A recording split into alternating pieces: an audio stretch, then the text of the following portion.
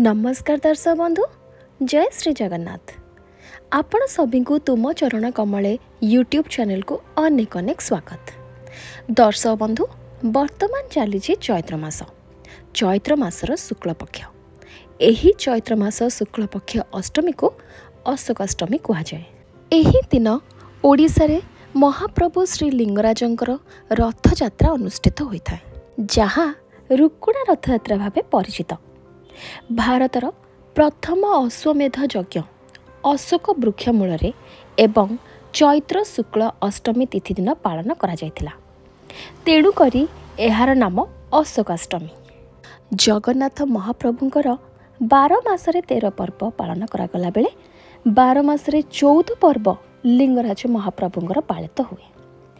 एही यात्रा मध्यरु श्रेष्ठ 2टी यात्रा जदिओ 7टी यात्रा अंतः यात्रा मंदिर भितर पालन करा जाए, आउ 7टी यात्रा मंदिर बाहर पालित हुए। किंतु सेथि मध्यरु 2टी मुख्य यात्रा फाल्गुन कृष्ण चतुर्दशी बा शिव चतुर्दशी, जहाको आमे जागर यात्रा बोली कुआ जाए, एवं आउ गोटे यात्रा चैत्र शुक्ल अष्टमी अर्थात रुकुणा रथ यात्रा बोली कुआ जाए। श्री लिंगराज महाप्रभुंकर रथ यात्रा विषय रे आमको महाभारत गोटे सुंदर दर्शन मिले। जेतेबेले श्री रामचरित मानस रे बा रामायण रे राम रावण युद्ध होइतिला, अनेक सैन्य सामंत निहत होइतिले। परे भगवान श्री राम अयोध्या रे अभिषेक होइतिले, किंतु तांकर मन भितर केतेक संताप घारी होतिला। शेषरे गुरु वशिष्ठंकर परामर्श रे पहुँची आसी एकाम्र क्षेत्र रे। एठारे पहुँचला परे एकाम्रेश्वर बा लिंगराज महाप्रभुंकर दर्शन करी जेते सबु सैन्य सामंत राक्षसों को मारिथिबारु तांक मनरे जो शोक थिला, एही चैत्र शुक्ल पक्ष अष्टमी दिन लिंगराजंकर दर्शन करबा द्वारा से शोक रहित होइथिले। आउ एही एकाम्र बनरे आसी उपासना मध्य करथिले।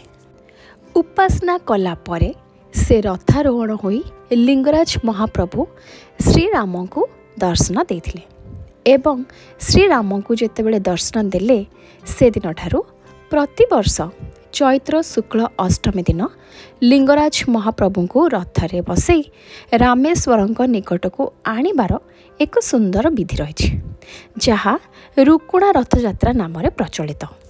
एही दिन मध्य माँ दुर्गांकर चैत्र मासरे जो नवरात्रि चली थाए, सेही चैत्र नवरात्रिर अष्टमी पूजा करा जाय थाए।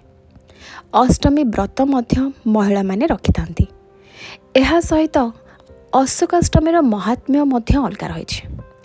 अशोकाष्टमी दिन महादेव को आपण दर्शन करिकी अशोक फूलर 8 गोटी कढ़ को जदि सेवन करेंगे खाली पेटरे, ताहले सबु प्रकार रोग दुख शोक सबु किछि दूर हेबो। एही अशोकाष्टमी काली पड़ुछि, अर्थात एप्रिल 5 तारिख दिन अशोकाष्टमी पड़ुअछि। कारण आज हेउछि चैत्र मासर शुक्ल पक्ष सप्तमी तिथि। आज बासंतिक सप्तमी पूजा मांकर। आज माँ कालरात्रिंकर पूजा, काली रही महाअष्टमी बा माँ गौरींकर पूजा, एवं कालीर दिन को अशोकाष्टमी मध्य कहुए। एही दिन अशोक गछर फूल को महादेव को अर्पण करा जाए। आपण मध्य एही दिन रे पाखरे थिबा शिव मंदिर को जाई हरिहर को दर्शन करंतु। आउ एही अशोक गछर फूल एवं कढ़ को महादेव को नैवेद्य भावे अर्पण करिवे, एवं तापरे एही कढ़रू 8 गोटी कढ़ को आपण सेवन करिवे। पूर्व दिग को मुख करिकी सेवन करिवे।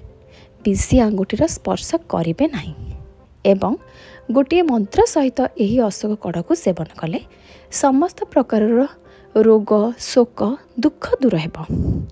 सेही मंत्रटी हेउछि त्वामा शोक हराविष्ट मधुमास समुद्भव पिबामी शोक संतप्ते माम शोक सदा गुरु। एही दिन रे लिंगराजंक मंदिर रे जो मरीचि पानी रही, सेही मरीचि पानी को कालीर दिन रे नीलाम करा जाए।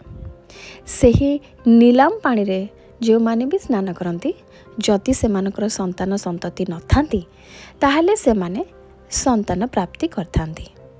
सबुठु मुख्य कथा होची काली होची अष्टमी तिथि। एही अष्टमी तिथि रे नड़िया खाइबा को बारण करा जाए।